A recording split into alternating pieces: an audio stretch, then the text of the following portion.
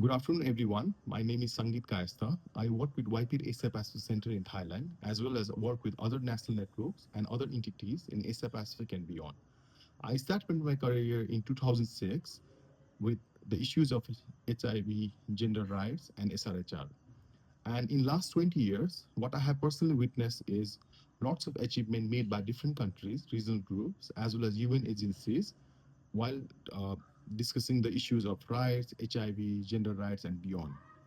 So what I also have seen in my whole career is that many countries who have criminalized LGBTIQ now have little bit softer approach to those issues. Similarly, many countries are also self-relying on the domestic funding for the HIV as well as uh, other issues.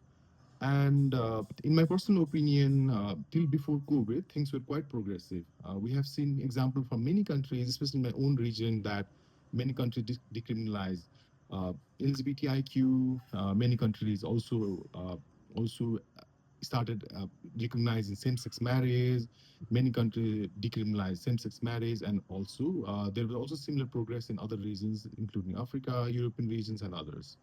However, things had dramatically changed after COVID-19. I don't want to bring this topic again of COVID, but I think that when we look at the data and look at the reality, things have actually changed after COVID-19. That was way before the funding cuts made by US, right? So in my opinion, right now many countries are actually blaming US or USAID funding cut or UN agency funding cut, but that might be one part which we can look. That is also correct, but we also need to look at the other part, which the countries themselves is to blame. Because when the COVID happened, many countries found a way how they can push back the rights they have already given, and also they get the services that were already available for people living with HIV, LGBTIQ, people with disabilities, and others. So when the COVID happened, things dramatically changed and the countries pulled back. And it's been many years. I think it's been more than 6 years that happened, but countries are still having the same thoughts or same scenario or same discussion that why we cannot bring back those services and information and also the funding which they were providing to the local communities. And so, what's the impact? So, not only regarding the recent funding cuts from the US, but also the domestic funding cut have been quite a lot for this community in the national level. It's not that not all the countries are not progressing or all the countries progressing, but if you look at the whole, if you put them all in one bucket, we can actually see things have not been progressive as it should be. And me myself as a student of social work development studies as well as working on this sector for 20 years, when I look back, also when I look back when I was starting, things were quite progressive. And now when we see, it's the same narrative given by the government, it's the same narrative given by the CSOs, and I don't think, like, except few countries and few sector, we are not progressing a lot. So what's the impact? So there have been a direct impact on various sectors. So definitely the NGO sector or the development sector have been impacted. But if you look beyond the doors or the windows of the development sector, it have also impacted individuals that are not actually affiliated with any NGOs, that are not affiliated with any organizations, because when the things are pushing back or when the things are not progressing, it have also directly impacted them. So regarding the young people, so as I work with young people, so this pushback have directly impacted them. Number one, the information which were given to these young people regarding various issue, no matter if they are LGBTIQ, no matter if they were people with disability or if they were from any group, if they were from any sector, the informations were going to them in a nice little way.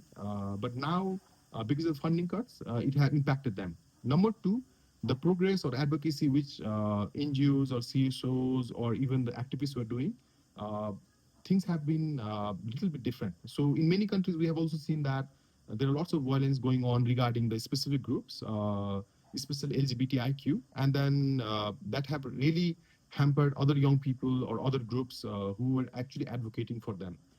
And number three, because of all these issues, the countries, if the one countries are pulling back the funding or if the one country is pushing back their commitment in a negative way, it have also impacted other countries. So, for example, in South Asia, things were quite progressing.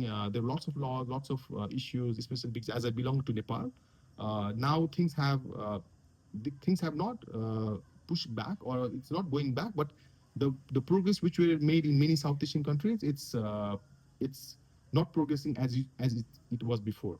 So, as a conclusion, what I want to say is that I think like it's the discussion now should be beyond the USAID funding cuts or beyond what's really happening with a specific group. But I think as a community or as a social activist, we should all organize ourselves to come back and also discuss and actually not only discuss but also to note down or reflect back what is actually happening, because we in my opinion, we actually don't know what's really happening, because the things are not only impacting the HIV sector or SRHR sector or climate change, but I think it have impacted everyone. And by the end, the one who are suffering are us. So that's my final message. So let's discuss, but also let's note down what's really happening and bring the evidence that how it have impacted in a macro level. So that's my message. And thank you everyone for joining here. And thank you all the organizers for organizing this important topic.